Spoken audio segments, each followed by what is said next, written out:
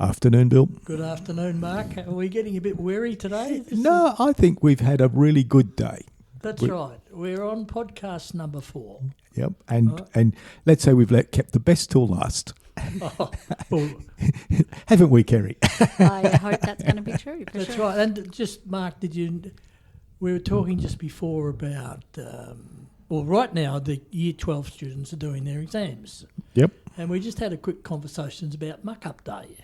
And we've just come from a school where which people will hear this podcast soon, and we're talking about the way that kids, well, I guess there's good and bad behaviour, but the really smart ones, and they're mainly the girls' secondary colleges, how they get dressed. And you were talking about you saw 1,000 where Wallies walked past you recently. Yeah, no, that was last year. I think this year were bees or something. But anyway, it's all very cool. I love it. It's good stuff. No, some of them do it really well. So today's guest is Bill? Kerri Bennett. And what's Kerri's business? Kerri owns a company called Yellow Door Digital, and she's a digital marketer. But we're going to get Kerri to explain what that really means. Welcome, Kerri. Welcome. Yes, thank you. Thanks for having me. No, our pleasure. So we always start with, where did you go to primary school? So kick off. Where did you go to primary school?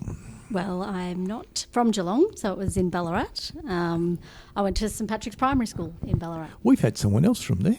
Yes, Can't recall, but remote. So, and high school in Ballarat as well then? Yeah, all my schooling was in Ballarat, so I finished at Loretto College in 92. Okay. And that's a well-known school in very Ballarat. well-known school. As there are Ballarat Grammar, there is St Patrick's. Some good schools there. There's another, what's the other girls? There was a school? Sacred Heart, but that's now become Damascus, which is co-ed. Because we know a friend of ours has a daughter at boarding school in Ballarat. In Ballarat. Yes, that's right. And I'll start that again. While you were at school, did you have any idea what you wanted to do? Any dreams or aspirations or? Not particularly. I was sort of coasting along, a middle-of-the-road student. I wasn't naughty and I wasn't brilliant, but there were things I liked, subjects I liked. So I just kept on doing things I liked. What was your liked subject? They were business subjects. Yep. So there was legal studies. I think there was a politics in there. Maths was okay. I seemed to do okay at that. But it definitely wasn't. The sciences were not my favourite. Were there any nuns there at that stage? Yeah, it was. We had a principal, I think, that was a nun for part of my journey. Because I remember at primary school, I went to 3 primary schools. Shows you how bad I was. And they were all nuns. And I'll never forget it. They seemed like giants in black robes when I was a little kid. Yeah, well, Loretto College still had nuns living there when I was there. So they. And at high school, any jobs? I worked at KFC, which prior to that was Ollie's Trolleys, which was opposite Ballarat Grammar School. They were in Bendigo too, I think. Yeah, so rode my bike around and put my resume in, and me and a couple of girlfriends got a job at Ollie's Trolleys, which later became KFC. I worked there until I was 19. I think you were the first KFC person then. We've had McDonald's, we've had Target, we've had newspaper deliveries, so, and it hinges on age is also what changes it. Yeah.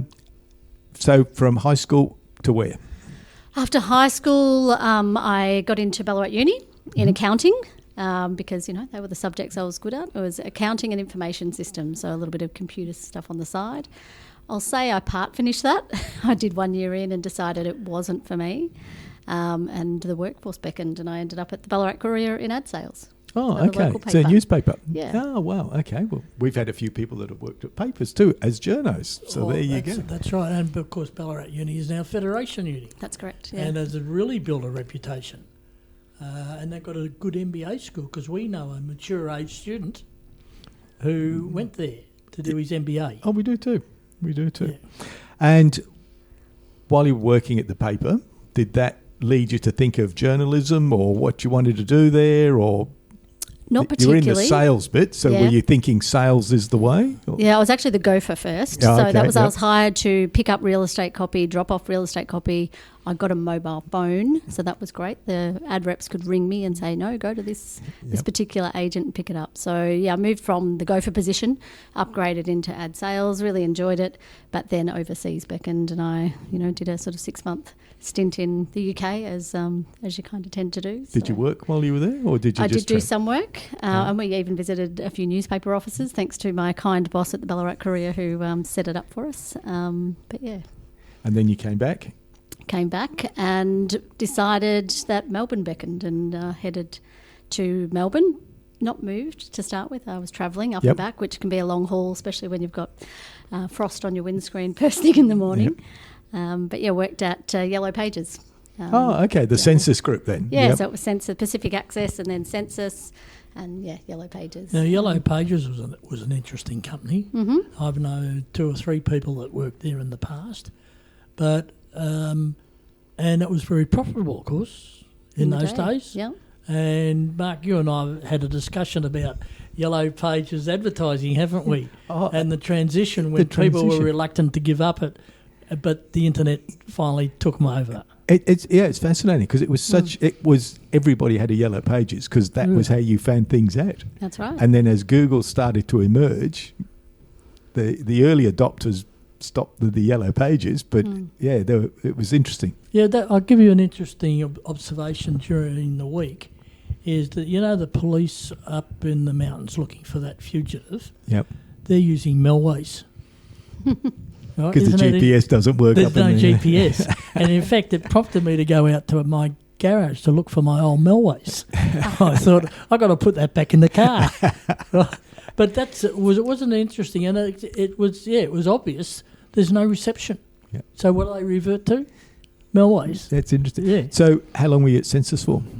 A fairly long time, close on a decade, to be honest. I moved into training salespeople as well, which I really enjoyed. But it's close on 10 years. Good organisation? I learned a lot. I met some good people, good friends, huge organisation with lots of systems in place, and they were going through change themselves. So, it was pretty dynamic, and I had a good time there. And, in the end, I would say it was a happy time. A lot of sales pressure for those working in sales. They were on good commissions, I know, but, boy, did they have to work for it. Yeah. Were you there as the transition was happening? I would say I left before the transition really hit in. We were doing something called business profiles, which were online one-page kind of web page for clients as part of their, hey, buy the big ad, but also we'll give you a business profile. Okay. So, pre a real transition, but they could feel what was happening. So was that what gave you a bit of a feel for this digital stuff? I think it was lurking there. Like, even if I think back to uni where it was information systems, and I was always interested in computers and that type of thing. So, definitely I think I was starting to scratch the itch of where maybe my future ended up. Where could it end up? Okay, so where from Census then? Census, I ended up at a publishing company called Hardy Grant, still in ad sales, but for Bride magazine. Okay. So went to the glossy mags. I was selling their Sydney Bride magazine, and so I was in Sydney a lot of the time, maybe 1 week a month, slogging around Sydney and talking to bridal owners and florists and reception venues and that type of thing. Magazine still going? No. Well, marriages are still going. A lot are still stopping. But it's interesting. I've just come back from Perth, and normally when I have a longish flight, I pick up a computer magazine or a gaming magazine just to read inanely, chewing gum for the brain. And when I picked this one up, on the cover it said, our last edition ever. And they've been going for 20 years. And they just said, like, it's all online. There's no point printing. We're going to just go digital. So it was interesting. I quite like sitting there reading it on because on that plane I was on, the Wi-Fi wasn't working. So what do you do? Exactly. Anyway, so then where to?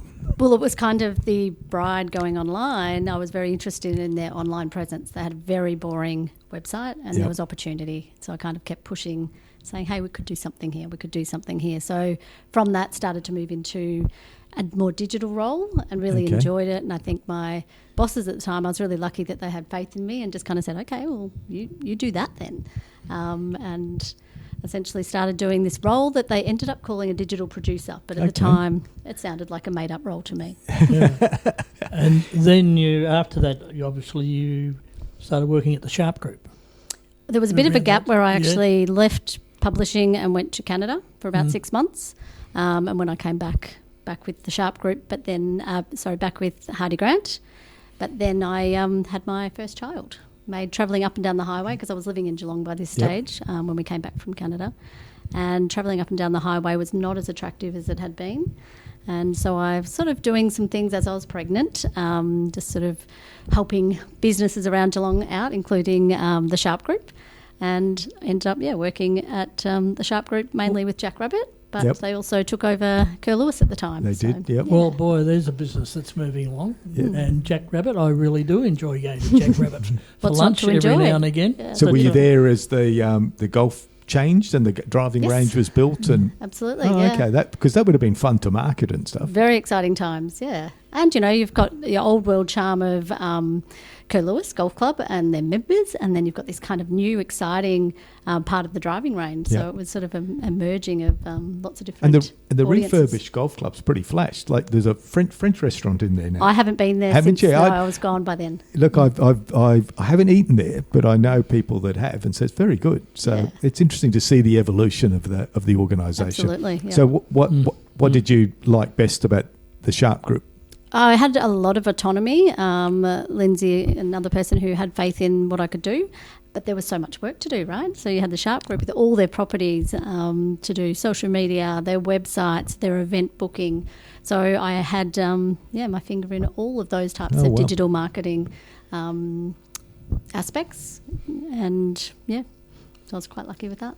So then you've got away from there and started your own? Yeah. What led you to that moment? What made you think, I need to do this on my own? Yeah, I think at that time I was seeing a lot of full-service digital marketing agencies just say, we can do everything, just give us your money and we'll, close the door and trust us.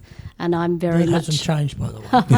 Well, I hope I've changed it a little bit, because I did want to be a bit more transparent, a bit more open. Not from your point of view, but there's plenty out there that will tell you how they can change your business overnight, by employing them or engaging them to do your digital work. Yeah, and I think that's definitely one way to run a business. I decided to be very transparent and open, almost bring my clients along the journey with me. How much do you want to know? I'll share it with you. It's not sort of a big secret on how we're going to do this, which is kind of the door concept and the yellow concept being quite open as well. So that's why yellow door kind of Kerri, came about. I was going to ask you about the name. So, okay, thank you. That's good. Right. You then ventured out on a totally different type of business. Oh. And it's called the Itty Bitty Book Van. Do you want to tell us a bit about that? Yeah, I can definitely talk about it. It's a really sweet time, but it was actually prior to Yellow Door Digital. Yep. So I was working, it was actually my maternity leave, I guess. I was at the end of, I was about to go on maternity leave, and like with my first child, and like a lot of people, I had worked since I was 15 years old. The idea of relying on my husband for income didn't seem that appealing. So I worked in publishing, right? But I also had a child coming along, and I was quite creative and I enjoyed marketing. And I said to my husband, I think I want to have a bookshop on Packington Street. I think that'd be lovely. And he's a realist. And we talked numbers, and it wasn't looking so great. So he came home from work and I said, what if I could run it whenever I wanted? It didn't have any rent, and I could, essentially just pack it up. He said, well, how would you do that? And thus the caravan idea, the itty bitty book van, kind of started to emerge. And, it wasn't a super profitable business, but it was definitely self-fulfilling in many other ways. And, it was... So what did you kit out inside of a caravan as a bookshop? Yeah, I found a 1950s home-built caravan. I looked high and low for this caravan. By this stage, I must have had the child, and I was up breastfeeding at night. So 4 a.m, here I am scrolling eBay and everywhere looking for a caravan. As it happens, around the corner from my house in a backyard was buried this caravan looking like it would never see the light of day again. And I put a little note in their letterbox and said, are you interested in selling the caravan? The guy contacted me and said he loved the concept of what I was doing, and he was happy just to give it to me. He got rid of it off his line. Well, my husband was pretty confident that it would not even roll out of there. It was in that bad condition. And we spent a lot of time and a fair bit of cash refitting it out. It was inside it, so all the outside was decorated like with whimsical illustrations. So it was aimed at children? Absolutely, yeah.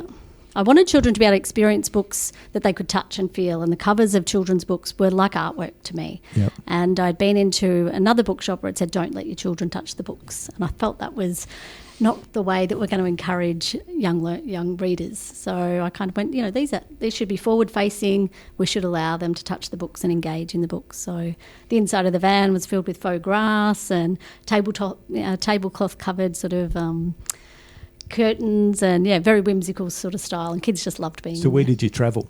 How far away did you go from Geelong? Well, remember the van was a bit shambles, so it didn't go outside Victoria. We were asked to travel further than that. I think the furthest we went was Swan Hill. Yep. But it wasn't exactly aerodynamic. So from an petrol expense, travelling it too far was probably Melbourne was as far as I'd like to go most So how time. did you promote it? What was did you bring your digital skills in?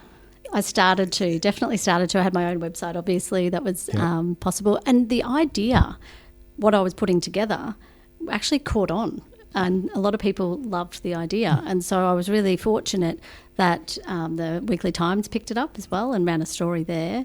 I had people actually give me money in the street when they saw the van and said, I love your concept. I really want to promote it. Yeah. The Geelong City Council were very, very welcoming to it as well. It provided, often with the children's festivals and things, there's lots of big energy stuff. So, dancing and noise.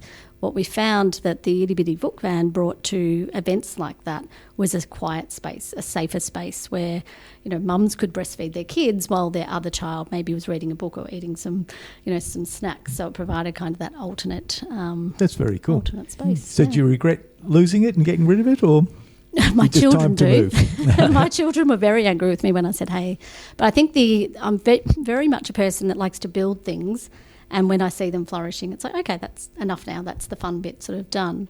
So I decided that I didn't have the energy, I guess, the enthusiasm for it anymore. So after about 5 years, I said, okay, I think I need to move this on to someone else. And I had looked for a buyer to take it over in that same concept, and that buyer didn't eventuate. I had a lot of people look at it, including some prominent children's authors who had all been to the van and done stories in it and been readers and sold their books in it.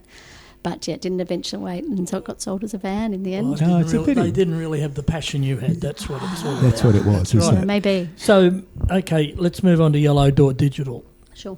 Tell us a bit about Yellow Door Digital. Yeah, so when I started, it was very much about empowering business owners to sort of be able to control a lot of their website. And I still to this day hear people say, I have to contact my web developer sort of 2 months in advance, and then they sort of quote me a lot of money, and by then the idea's gone away. And I wanted businesses to be able to have more autonomy over their digital presence, particularly their websites, and particularly e-commerce websites. So I kind of opened Yellow Door with that in mind. And the I guess the e-commerce side of it is one of your specialties, is that right? I do look after e-commerce particularly, yeah. So Shopify and... Yeah, that's exactly right. And how because a lot of online businesses, they struggle with how to connect to the customer, take their money, make sure it's secure. So is that why you push Shopify? Because that's got the reputation for being solid and reliable and... Yeah, I think if a business owner needs to make changes, they need to be confident to use that platform themselves, and Shopify does enable that. So, with a little bit of upskilling and a bit of time, learning the platform, which is designed to be user-friendly, I find that Shopify works for most people who don't want to be web developers. They want to be shop owners. They want to sell things. That's their passion. They want to spend the least amount of time uploading the products to that. So I find Shopify is a good platform. And do you provide like a full service? If somebody says, look, I really don't want to upload, it's all too hard for me, I just want to create my product or whatever, will you do the full service as well? You'll do uploading of products and... Yeah, absolutely. I have some clients that I'm even their customer service for and working out their talking to their subscription customers. I use the word, I don't particularly use the word full service because generally full service agency means they do Google ads and they do Facebook ads, which I don't do. Yep. So I'm not a full service agency. I'm a specific agency that's intentionally small. Yep. So it's me and a VA. We work together. But I don't necessarily want to grow it to be a big agency, so I sort of lose sight of what I'm doing. That's not the idea. But I have connections, some of them you've met as well and been on this podcast as well, where, Google Ads isn't my thing. I can't keep my head around all of the changes happening in all those things. And they do change every day, don't they? Yeah. Yeah. You often read about that and you get, pick up my mobile phone every day and there'll be somebody... no title or anything. Hey, you haven't answered my email, which I've never got in the first place, and you haven't. Then I can do wonders with your website and all of it. I'm getting more and more of that, along with the other. Mark, like today, you showed me some spam or whatever you got. A text from a number that purports to be a friend of mine saying, "Oh, I hear you're after $27,000." No, I'm not, but it's. I don't know where my number got. Anyway, these things happen. I too get offers for, I can work on your website and I can do your SEO for you. And I'm like, I'm pretty sure I've got that covered. I think it's just a spam for sure hunt. I don't think they actually are web developers. They're just looking for the access into your money. Yeah. Well, we've interviewed someone you work with, and that's digital. What's Viewpoint Digital. Viewpoint Digital. I got tongue-tied there.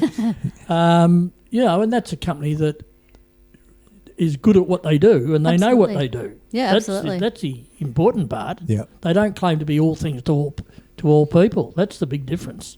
Yeah, I've met with Dom a few times, and she's a passionate business owner. She's got a great team under Viewpoint, and I often will send leads out there. I was going to ask, do you collaborate with the folk that... once you get to know who they are and you can trust them, then obviously. Yeah, absolutely, because I'm not a full service agency, so naturally I always get asked about, hey, who can do my social media, who can do my Google ads, who can do my graphic design, can you build me a logo, those types of things. Yep. So being able to pass a name on that I'm confident will deliver is pretty important to, helping my clients trust me. Where do you, to pick up a bit of an earlier conversation, where do you see AI fitting into what you do? Are you seeing a gradual creep? And absolutely, yeah. I mean, I work a lot in SEO, and that's changing the game. Just even the AI mode that we've now got to search. So that's interesting, isn't it? Because it's not just searching on Google; it's chatbots or whatever searching on your behalf. Yeah, I think the point is searchers are going to search. Where are we going to search? And that's where SEO needs to be. So.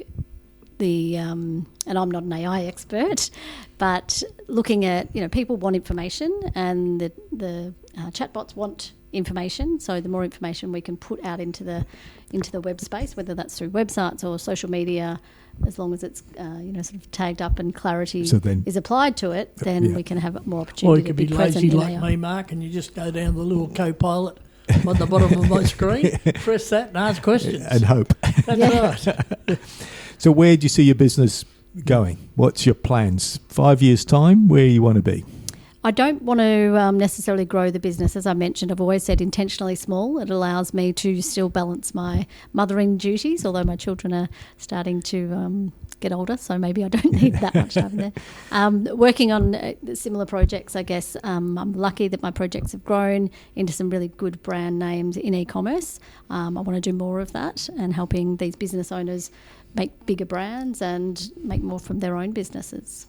Yeah. And how do people find you? Your website is? yellowdoordigital.com.au. And you're on LinkedIn? I am on LinkedIn. So they Kerri can track Bennett. you down through there. That's correct. Which is fine. Yeah. I'm always fascinated by the folk that... It's interesting that you don't want to make it a big business. You're happy with the size. Just keep it so you give that personal service. That's really good. It can be good, but I think I've struggled a bit with it in early years because the idea was you want to grow. And I did speak to a business coach and I said, listen, I really want to make my business great. And she said, okay, well, we can do this and all these things. I said, no, I don't want to get bigger. I'm happy to make more money, but I don't want to get Bigger, yeah. But Kerri, I actually like what I do, so I want to keep doing an expression is, and it's not original, is find your sweet spot. Mm-hmm. What is your sweet spot? And what does that mean? Because big is not better. No. And it causes all sorts of complications. But it's interesting because, as I say, you get bombarded by SEO and everything going around the sun. You've got to be able to sort out what suits you. That's what it is, and this is where this find your sweet spot's so important. And Kerri's got her sweet spot. Yeah, well, I'm endlessly exactly curious, and I've got enough to learn in the industries that I'm in, so I want to keep learning in that. All right. Thank you, Kerri. Thank you for chatting with us. Great. Thank you for having me. That's all right. Good luck with Yellow Door Digital. Great. And now that if I get asked, I know how to refer to. Knock on the door anytime. Okay, thank you.